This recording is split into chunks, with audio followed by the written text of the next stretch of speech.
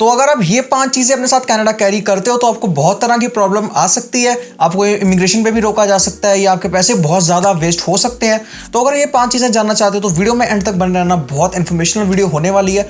और शेयर जरूर करना अपने उस दोस्त के साथ जिसको इन चीजों के बारे में बिल्कुल नहीं पता। So without wasting any more time शुरू करते हैं। तो यार जो सबसे पहली चीज आती है जो आपको कनाडा कैरी नहीं करनी है अपने साथ, वो है नया इलेक्ट्रॉनिक सामान।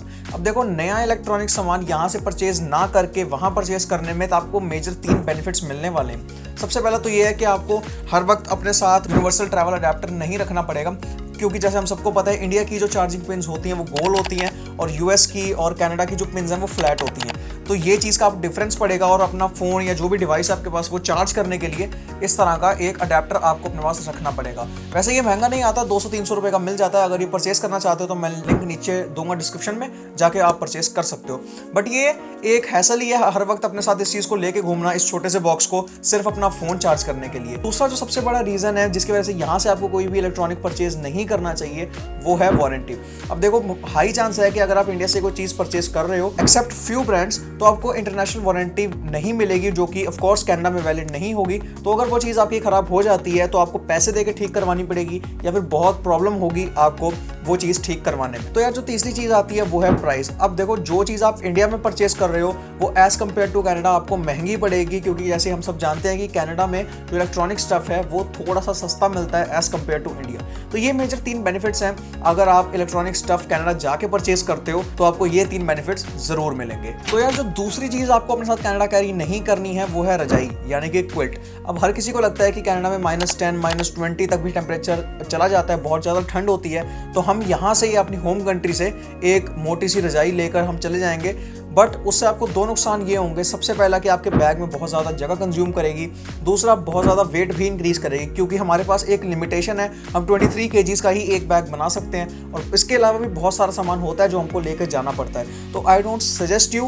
कि आप एक मोटी सी रजाई लेकर जाओ। इसके जगह पे आप एक पतला सा एसी कंफर्टर लेकर जा सकते हो, क्योंकि घरों के अंदर सेंट्रल हीटिंग होने की वजह से टेम्परेचर मेंटेन रहता है, बाहर जो भी टेम्परेचर हो वो आपको घर के अंदर फील बिल्कुल नहीं होता। तो जो तीसरी चीज़ आपको अपने साथ कनाडा कैरी नहीं करनी है वो है मेडिसिन, बट विदाउट प्रिस्क्रिप्शन। तो अगर आप मेडिसिन अपनी कैरी कर रहे हो तो आपके पास उसकी प्रिस्क्रिप्शन ज़रूर होनी चाहिए। हाँ, मैं आपको ये चीज़ सजेस्ट करता हूँ कि जो बेसिक दवाइयाँ होती हैं, जैसे उसकी सिर दर्द की, बुखार की, ऐसी जो बेसिक दवाइयाँ होती हैं ये आप अपने साथ ज़रूर कैरी करो, बट उसकी प्रिस्क्रिप्शन अपने साथ ज़रूर रखना, क्योंकि अगर प्रिस्क्रिप्शन नहीं होती है तो इमिग्रेशन पर आपको रोका जा सकता है और आपसे क्वेश्चनिंग हो सकती है। और अगर आपके पास प्रिस्क्रिप्शन है तो वो आपको बहुत ज़्यादा हेल्प करेगी। और हाँ, एक चीज़ अपनी ज़रूर याद रखना कि आप ज़्यादा टाइम की दवाइयाँ अपने साथ कैरी नहीं कर सकते। मैक्स टू मैक्स 3 महीने की आप सप्लाई कैरी कर सकते हो, उससे ज़्यादा कैरी नहीं कर सकते। तो ये चीज़ ज़रूर ध्यान रखें। तो जो चौथी चीज़ हमें अपने साथ कनाडा कैरी नहीं करनी है वो है कंज्यूमेबल्स। अब देखो, कंज्यूमेबल्स में सब कुछ आ जाता है, हमारे मसाले हो गए, सब्जियाँ होगी और स्नैक्स हो गए। ये चीज़ें सारी के सारी इस कैटेगरी में फॉल करती हैं। अब बहुत ज़्यादा अमाउंट में लेके जाने की कोई नीड नहीं पड़ती है, क्योंकि इंडियन स्टोर्स में सब कुछ वहाँ पर अवेलेबल होता ही है। मसाले, सब्जियाँ, स्नैक्स, सब कुछ, हर तरह की चीज़ जो हम इंडिया में खाते हैं अवेलेबल होती है। बट अगर आप लेके जाना ही चाहते हो तो इतनी ले जाओ जो कि आपको 2 से 3 हफ्ते जो इनिशियल डेज होंगे कनाडा में वो आपको आराम से फंड कर दे, ज़्यादा आपको बाहर जाके परचेजिंग ना करनी पड़े। तो जो 5वीं चीज़ आती है जो आपको अपने साथ कनाडा कैरी नहीं करनी है वो है विंटर क्लोथिंग या फिर एक्सेसिव विंटर क्लोथिंग। क्योंकि मेरे खुद के कुछ दोस्तों ने बहुत ज़्यादा विंटर की शॉपिंग कर ली थी, यहाँ से हैवी वाली पार्का जैकेट्स भी ले ली, विंटर बूट्स भी ले ले, पर उसकी कोई ज़रूरत बिल्कुल नहीं पड़ती है। हाँ, ज़रूरत होती है तो अगर आप वहाँ जाके परचेज करो, क्योंकि वहाँ पे आपको क्वालिटी भी वेदर के हिसाब से मिलेगी। दूसरी बात, आपको प्राइसिंग बहुत अच्छी मिल जाएगी। तीसरी चीज़, आपको डील्स बहुत अच्छी मिल जाती हैं अगर आप कनाडा जाके परचेस करते हो।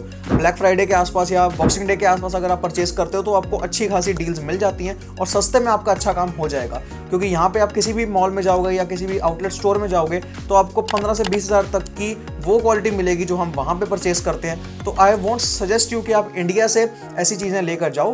बट अगर हाँ आपको चीज़ें लेकर जानी है, अगर आप जैन इनटेक की हो, मेरी तरह अगर आप जनवरी इनटेक में जा रहे हो तो एक बेसिक सी जैकेट लेके जाओ जो कि -5 to -10 तक हो, जो आपको जाते ही आपको बिल्कुल सर्दी से बचा ले। मैंने भी -5 की एक जैकेट परचेस की है, इस तरह की कुछ वो जैकेट है। अगर आपको परचेस करनी है तो मैं लिंक नीचे दूंगा डिस्क्रिप्शन में, जाकर परचेस कर सकते हो। और सेम अगर आपको शूज परचेज करने हैं तो मैंने एक वुडलैंड के शूज परचेज किए थे, वो भी अगर आपको परचेज करने हैं तो मैं लिंक नीचे दे रहा हूँ डिस्क्रिप्शन में, आप जाकर चेकआउट कर सकते हो। सो यस गाइज, यही थी वीडियो। उम्मीद करता हूँ आपको वीडियो पसंद आई होगी, और अगर पसंद आई है तो यार एक लाइक कर देना, शेयर कर देना अपने दोस्त के साथ, और प्लीज सब्सक्राइब जरूर करना। तो मैं मिलता हूँ आपसे अगली वीडियो में। Till then stay safe and bye bye.